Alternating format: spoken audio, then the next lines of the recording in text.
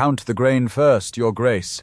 I will not feed one table by starving another, Beatrice said, sliding this granary key across the silver tray that held the crumbs of the first supper his mother had finished in months. Nicholas looked from this plate to the flower on her cuff. Behind him, beneath the candle-lit chandelier, the Dowager Duchess calmly asked for the same small supper tomorrow. Then tomorrow I need a true inventory, a wage for the work, and leave to tell your grace when your solution will make matters worse. He had stopped Beatrice in the dining room doorway the instant he saw the plate dark in his evening coat against her plain brown working dress. My mother has sent 6 courses back untouched since October, he said. What did you do? I asked what she wanted. And less. Chicken leek broth, 1 warm parsley roll, and no procession of dishes after she said no. I asked Miss Kingsley for less, Lydia said from the table. Everyone else kept giving me more. Nicholas picked up the key. You think this is not enough? A key is not flower, your grace. Nor is it a count. If I answer for what leaves the bakehouse, I must know what is there before I am blamed for what is not. What do you require? Beatrice's pulse thudded. A servant did not commonly instruct a duke in the management of his own stores, however badly those stores were managed. She kept her hands steady on the tray. The ovens, household portions, tenant bread hours, and her grace's kitchen orders must be mine within the stock available. Millers, storehouses, carts, rent remissions, and men at the gates are yours. And the wage book must say I am paid for that judgment. For one breath he stared at her. Then he closed his hand around the key. At dawn we count. At dawn I write it. Before sunrise, Nicholas came into the bakehouse with mud on his boots and the wage book under his arm. The miller claimed 300 sacks in the central store and none in the overflow. Nicholas wrote Beatrice Kingsley down as acting head of the bakehouse entered the higher wage and turned the page toward her. One further matter, he said. A sack of the finest white flour for my mother. Beatrice folded her hands before her apron. I would rather not, your grace. His brows rose. You would rather not have better flour. Her grace needs 1 soft roll, not a private granary. A quarter measure for the upper household this week will serve. The rest should remain in the common bins. If there is grain, no one should be prevented from having it. With respect, your grace, an oven can prevent it. So can a cart or 2 tired hands. Your order does not make any of them larger. He looked at the oven, then at her. A quarter measure. By noon he returned with the tenant rolls and proposed cutting every household allotment by 1 loaf in 10 until the mill deliveries steadied. Beatrice set down her broom. Equal is not always the same as fair, your grace. Nicholas rested both hands on the tenant roll. A 10th taken from each allotment is at least a rule every clerk and groom can understand. A rule may be clear and still leave the wrong person hungry. Beatrice came around the table and put 1 flour-marked fingertip beside the eastern cottages. That row sends 1 boy to collect for 6 mouths, 4 of them children. Farther south, the drainage men carry their bread into the fields and do not return until dark. Give both houses the same measure and the paper will be very neat. But not the hunger, he said. She looked up surprised that he had finished the thought for her. Nicholas tapped the roll. And you mean to remember 400 mouths yourself? I mean to remember who stands at my window. That is precisely what worries me. He pointed to another cottage near the church. The widow there receives parcels from 2 grown sons in the next parish. You have been giving her the full solitary household allowance because she looks frail. Beatrice opened her mouth, then shut it. He was right. She had known the widow's face better than her circumstances. Very well, Beatrice said. 3 marks on the chalkboard. Small households. Heavy labor. Ordinary households. If a condition changes, it is written beside the name. No one has to borrow my memory. And no one gets more merely because I recognize his coat, Nicholas said. Quite so. She lifted the chalk. Arithmetic is indeed flawless, Your Grace. It is only the children's stomachs that refuse to understand it. His mouth twitched. And compassion is admirable, Miss Kingsley. It is only the next parish I do not intend to feed by accident. Beatrice let him see her smile. Beatrice took up the chalk and began the new columns. Nicholas held the tenant roll flat while she wrote. Neither of them had designed the plan alone, and that fact pleased her more than winning would have done. When she finished, she glanced over her shoulder. I wager my ovens meet these hours before your miller delivers the next load. He laughed, quick, surprised, and warm enough to startle her. Taken Miss Kingsley. By the second week, the new chalk marks had ceased to look experimental. The first village window opened on time. No collector had to plead at the door. Lydia's small evening tray went upstairs without drawing half the household behind it. That last part proved harder than Beatrice expected. Success had made everyone watch the Dowager Duchess more closely, and watching was nearly the thing Lydia disliked most. One evening Beatrice carried the tray to the morning room herself. Lydia sat beside the fire with a shawl over her shoulders. Nicholas stood near the window, pretending not to watch the covered dish. I have baked apple, Beatrice said, or there is broth left from luncheon. You need not have both. She barely touched breakfast, Nicholas said at once. She should, Nicholas. Lydia looked at Beatrice. The apple, I think, and one slice of cheese. Beatrice uncovered only those two things. She poured a little water, moved the bell within easy reach, and left the rest of the tray on the side table, rather than arranging it before Lydia like a challenge. No one asked whether Lydia meant to finish. No servant hovered to collect evidence of success. When Beatrice reached the door, she heard the soft scrape of a spoon behind her and did not turn around. Nicholas followed her into the corridor. He left the morning room door on the latch. You gave her a choice, he said. She gave me the answer. I have spent months asking cooks what she ought to eat. That is not quite the same question, Your Grace. He looked back through the narrow opening. His mother was eating apple without an audience. When his attention returned to Beatrice, some of the urgency had gone out of his posture. I dislike leaving a problem alone, he said. I had observed that. And yet you recommend it. Sometimes. Not with a burning oven. The plate came down later with a little apple left on it. Her Grace chose what she wanted, and stopped when she wanted, Beatrice said, taking the tray. That is a successful supper. The next evening Lydia asked for broth instead. On the third she wanted bread and cheese. The house slowly learned that an unfinished plate was not a failure, and an empty one was not a miracle requiring applause. Then the wood arrived green. At 4 the next morning, the bakehouse smoked instead of heating. Beatrice opened the oven door, felt the weak breath against her face, and swore under her breath. The new wood hissed at the ends. Green. Damp. Useless for a hard first bake. By the time Nicholas came through the yard an hour later, she had soot on her cheek and tears in her eyes from the smoke. The works crew sent this, he demanded. They did. I will have the seasoned stacks brought down from the village, if your Grace pleases no. His hand was already halfway to the bell pull.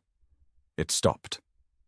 If you empty those stacks, the cottages lose hearthwood by week's end, Beatrice said. She picked up the long ashwood peel, its handle darkened in a crescent where years of hands had gripped it. The heavy loaves can go first while the brick still has heat.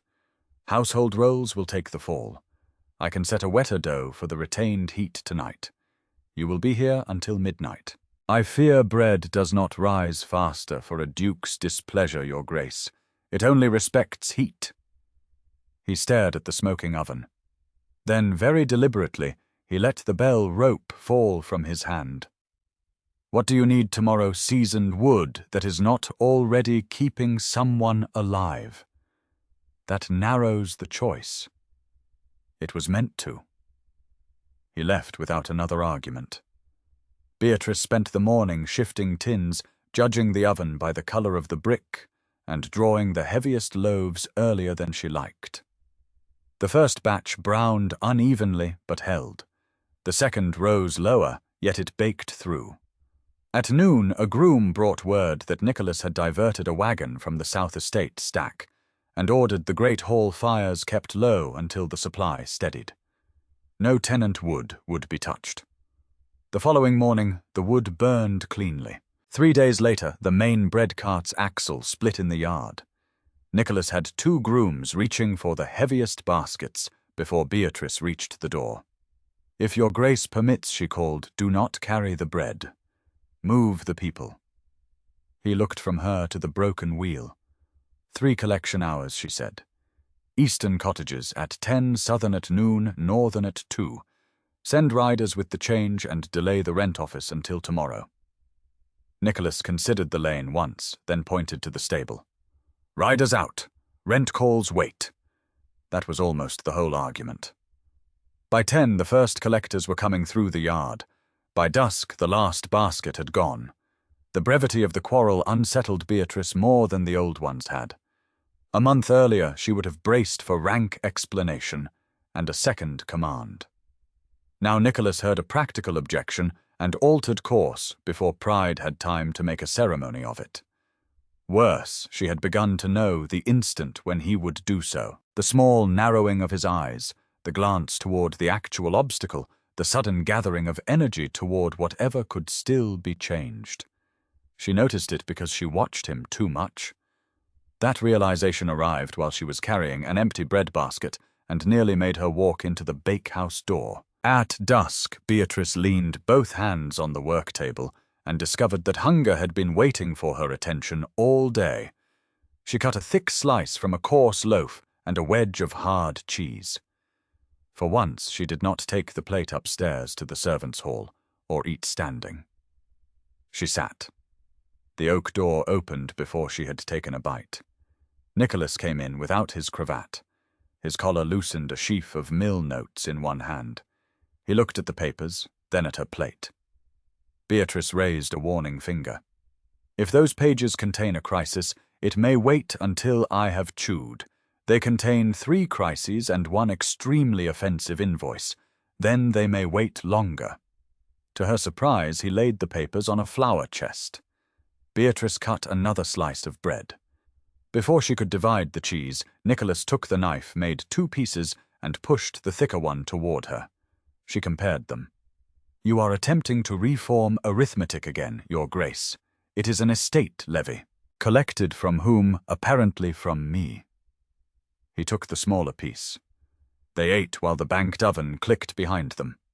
No footman announced a course. No one waited to see whether either plate came back empty. Nicholas told her the wheelwright could mend the axle by morning. Beatrice told him his riders had terrified 3 hens and 1 parish clerk. He insisted the hens would recover. She laughed before she could stop herself. The sound surprised her. So did the ease that followed it. He had been wrong in front of her more than once and had changed course without making her pay for the correction. He had been right about the widow's allotment, and she had changed hers. Their quarrels left something better behind them. That was the dangerous part. She liked him when he was useful. She liked him more when he was merely tired and amused, and taking the smaller half of the cheese as though he had not noticed which one she received. The 5th week broke their comfortable rhythm. On Friday, before Beatrice had finished, the first batch word came that Ravenscroft's mill had failed to send the expected flour. 1 cart arrived half-loaded. A second did not arrive at all. The rumor reached the yard before anyone had counted what remained. Nicholas heard it outside the estate office. Beatrice heard his answer through the bakehouse wall. "Open the gates. Send riders to every parish. Anyone short of bread may come here before dusk. We will distribute what we have today." Her hand stopped in the dough. No collection hours, no count at the gate, no limit except fear. She ran to the door. 2 riders were already turning into the lane.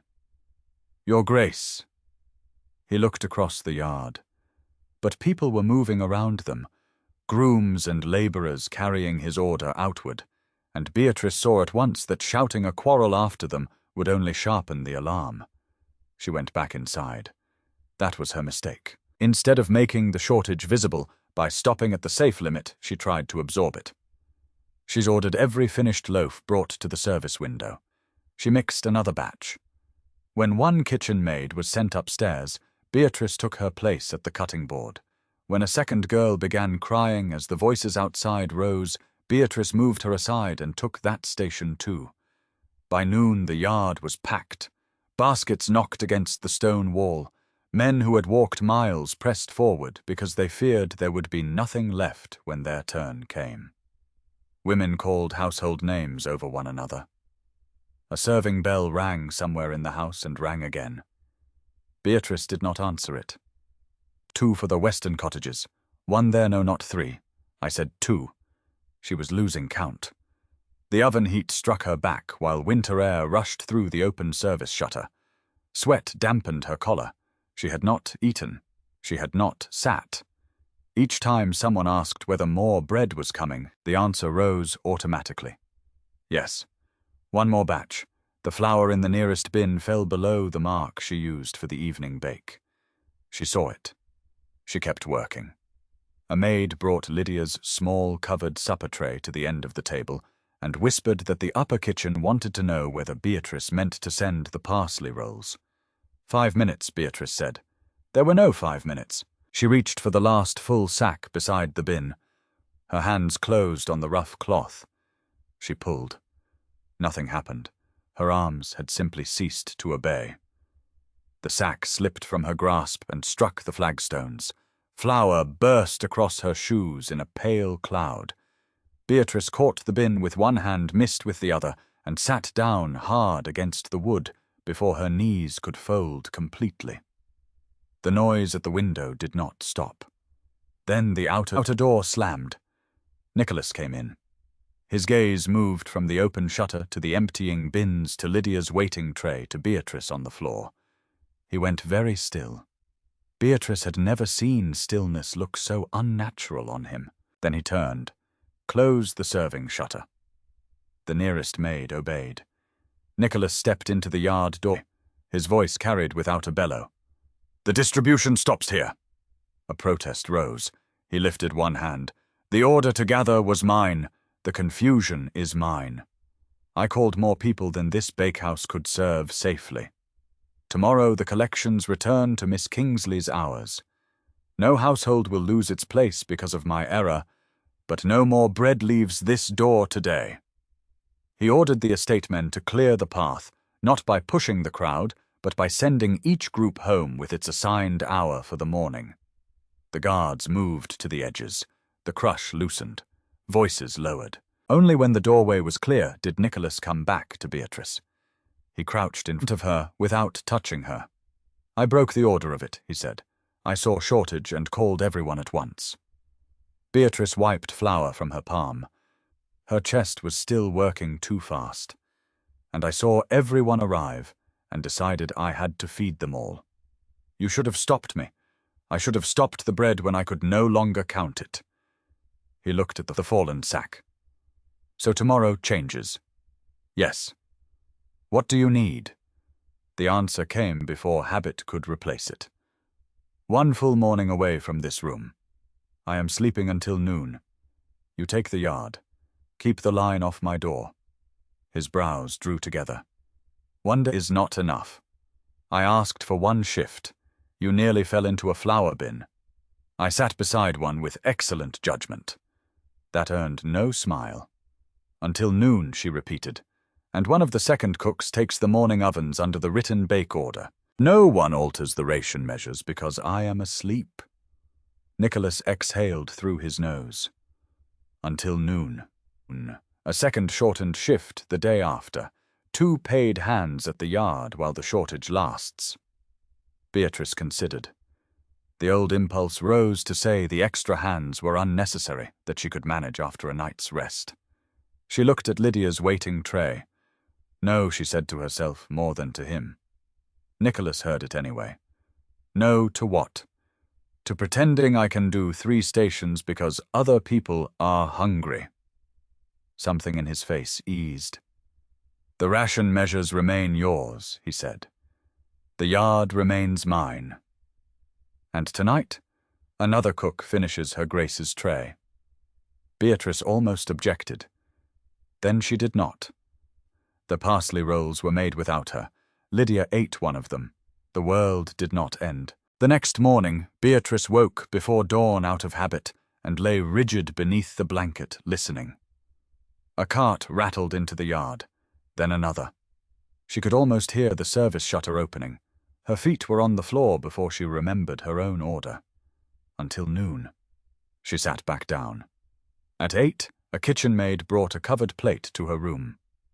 Bread, a little cheese, and warm milk.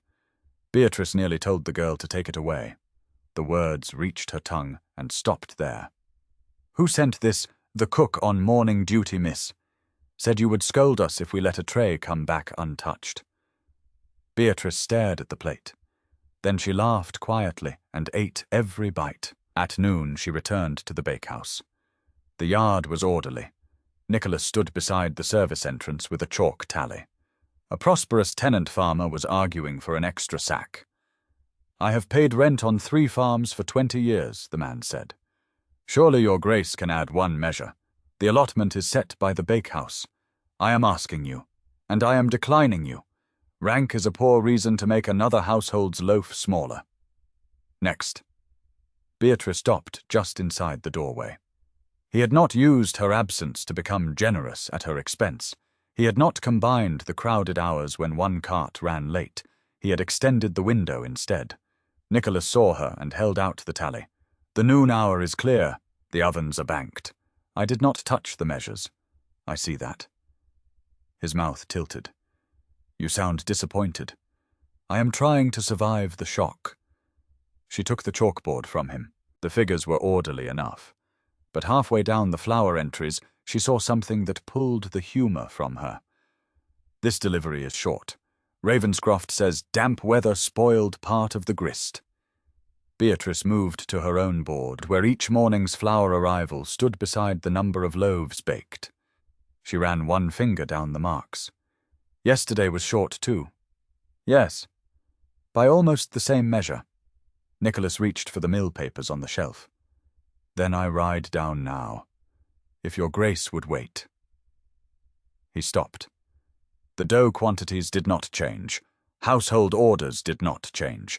Yesterday's bread count did not change. If the loss were in my ovens, the loaves would show it. If the grain were spoiling at random, the missing amount would not fall so neatly twice. You think he is withholding it. I think something is leaving his route before it reaches mine. Nicholas's hand closed around his gloves.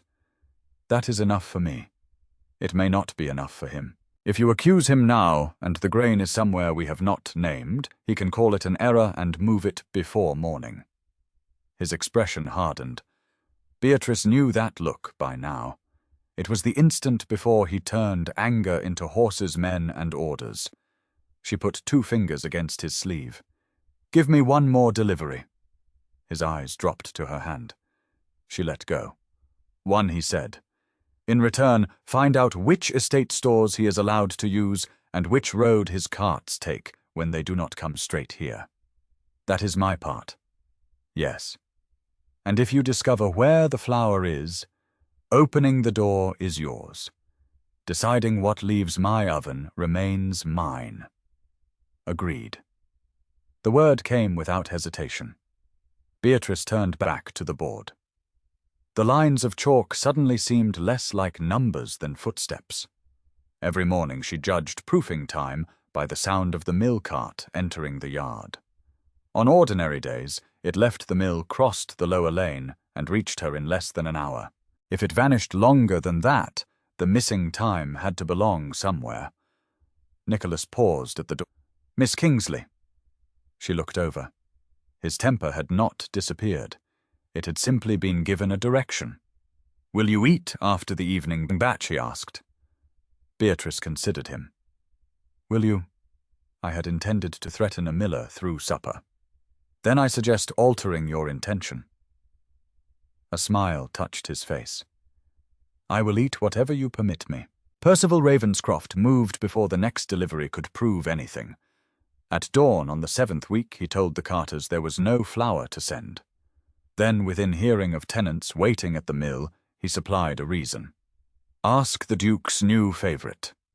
Miss Kingsley keeps the fine flour for the dowager, while village loaves grow smaller." By 8, the words had reached the bakehouse, ahead of the empty cart. Beatrice heard the crowd before she opened the service shutter, not the restless murmur of a delayed collection. This was sharper. Through the wooden slats she heard a man say, "Silk upstairs, bran for us," and another voice answer. She learned quickly which table pays her. The second remark struck harder than the first. A woman Beatrice had served every Thursday for 3 winters stood near the front with her basket clutched against her apron. When Beatrice looked through the crack, the woman turned her face away. For one small, shameful instant, Beatrice wanted to fling the shutters open and empty every private kitchen reserve into their hands. Let them see there was no hidden sack. Let them watch her give until nothing remained. Then she looked at the flour bin. The scoop struck wood. That sound decided her. Beatrice counted again. Enough for one reliable dawn batch. 140 ordinary loaves if the dough behaved. No more. She opened the shutter. Questions struck her at once. Why does her Grace get white bread? Where is the rest? Ravenscroft says you keep the good flour upstairs. Nicholas entered the yard from the stable side with 4 estate men behind him. His face was set hard enough that Beatrice knew what would come next if she allowed it a public answer, a denunciation, a louder crowd. "Do not answer for me. Your Grace," she called. He stopped. Nicholas stepped back from the service path. Beatrice faced the crowd again. "I have flour for 140 ordinary loaves. That is what I will bake. The Dowager Duchess receives 2 small rolls a day from the same household allowance, recorded here. No private sack is kept for her. When these loaves are gone, the ovens stop until flour arrives." A man near the front lifted both hands. "Then where is the estate grain I do not yet know?" The honesty caused another murmur, but not a sir. Beatrice kept one hand on the shutter. "I will not promise bread I cannot put into your hands. The first collection hour remains as posted. His Grace will keep this path clear. I will keep the measures." Nicholas said only, "You heard Miss Kingsley." He did not turn the yard into an argument. The line held. When the first batch had gone, Beatrice closed the shutter exactly as she had said she would. The woman who had looked away earlier took her household's allotted bread without apology or thanks. The absence of either stung, but Beatrice let it. A working rule had to survive even when no one liked the person enforcing it. The bin was nearly bare. Nicholas came through the back door. "Ravenscroft has men at the North Overflow store," he said. Beatrice turned. The North store. Every morning she heard the mill cart on the lower lane, while dough rested under cloth. A direct journey took less than an hour, even in poor weather. Twice that week the cart had been gone longer, yet the horses had not returned lathered as they did after the southern road. "The north granary is dry," she said slowly. "And close. It is estate property under his storage lease. How long from the mill gate? Less than 20 minutes. And from there to us another 20. She looked at the empty flour scoop. "There." Nicholas's expression sharpened. "If the missing sacks are being taken off the ordinary route, that store is the only place near enough to explain the delay without bringing the cart past this yard. You are certain I am certain of my ovens. I am certain of the cart times I work by. The rest is yours." He nodded once. "If the grain is there, I need the first cart back before the oven cools. Then I shall bring you the cart, not a speech." He took the steward and 2 senior household men with him. Beatrice stayed where she belonged. The last dough waited under cloth. The oven was ready. The crowd outside had thinned, but not vanished. Every few minutes, Beatrice found herself listening for hoofbeats and imagining the North Road. At the north granary, Nicholas found Ravenscroft standing before the barred doors. Beatrice learned the details later from the steward, who rode back with the first cart, but the order of events mattered. Ravenscroft claimed he was inspecting the roof timbers. Nicholas produced the estate lease and invoked the reserved right to inspect grain stored on Edgemont property. With the steward and household men present, he ordered the wooden bar lifted. The missing sacks stood inside dry and stacked above the damp floor. Nicholas removed Ravenscroft from custody of the estate grain, pending a full settlement of the mill accounts, ordered the workers to load the carts, and said in front of the witnesses that the failure to inspect the store had been his responsibility. The bakehouse allotments, he added, had been Beatrice's proper charge and had not caused the shortage. Then he sent the first cart back. Beatrice heard it before she saw it. Wheels struck the stones at speed. A horse snorted. Men shouted for the gate. The steward came through the bakehouse door, breathing hard. "Found it, miss. His Grace has the rest loading now." Then she lifted this ashwood peel. "Open the southern shutter. Standard measure. First window only." The steward hesitated. "There is enough now for more. There will be enough at noon, too, if we do not turn relief into another rush." The steward gave a curt nod. "Yes, miss." The first loaves went in. By the time Nicholas returned, flour dust marked his dark coat, and cold had reddened his face. He stopped at the bakehouse threshold rather than striding to the table. Beatrice noticed. "Second cart," she asked. 10 minutes behind me." "Good. Keep the northern collectors outside until the first batch is clear." Nicholas turned at once and gave the order. The southern group left with bread. The next group entered in its hour. Lydia's supper used the same common flour as the day before. By dusk, the frightening emptiness in the bins had become an ordinary working level again. The crisis ended, not with a declaration, but with the scrape of the peel against hot brick and the sound of people leaving the yard with food in their baskets. It was late before the bakehouse finally emptied. Beatrice wiped the long table while the last oven settled behind her. Her shoulders ached, but it was the clean ache of finished work rather than the hollow shaking of the open gate day. Nicholas came in alone. "The new mill oversight will be in place by Monday," he said. "Until then, the steward and I inspect every store before dawn. Your wage remains as entered. Your authority over the bread measures remains.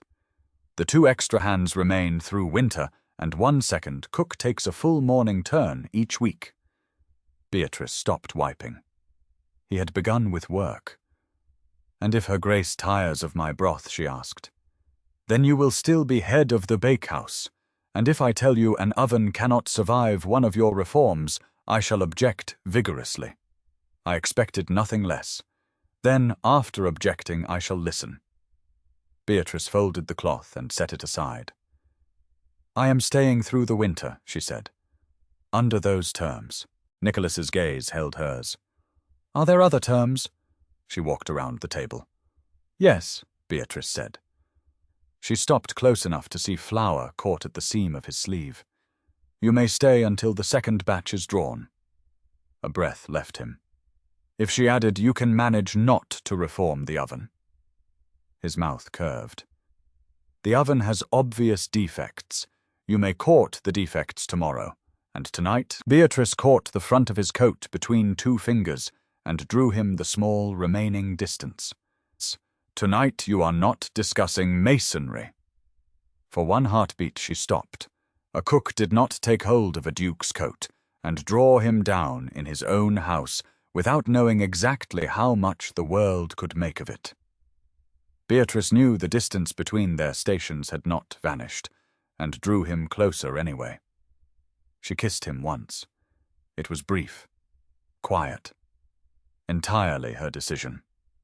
When she drew back, Nicholas looked startled in a way no Miller tenant or angry crowd had ever managed. Beatrice enjoyed that for a full second. Then he said, "I had a very strong argument prepared about the flu. Save it. For tomorrow, for never, if fortune is kind." His laugh filled the bakehouse. The second batch came out on time.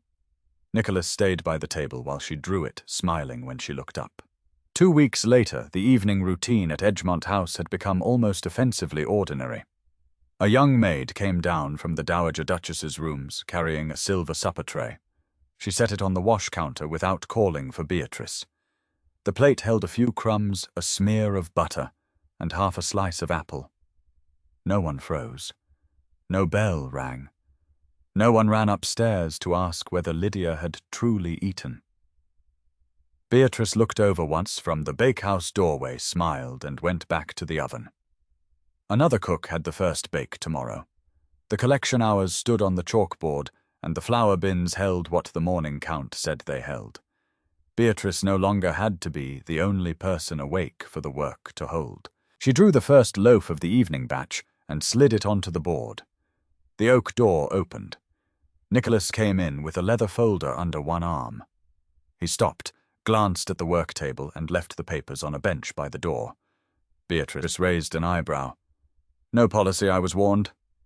"By whom, tyrant with a bread peel?" "Sound, woman." He came to the table. Beatrice pushed the hot loaf toward him. Nicholas broke it cleanly in two. Steam rose between his hands. Without ceremony, he gave one half back. Beatrice weighed the pieces with her eyes. "That one is larger. Then reform is clearly required." He reached as if to exchange them. Beatrice took a bite from the larger half.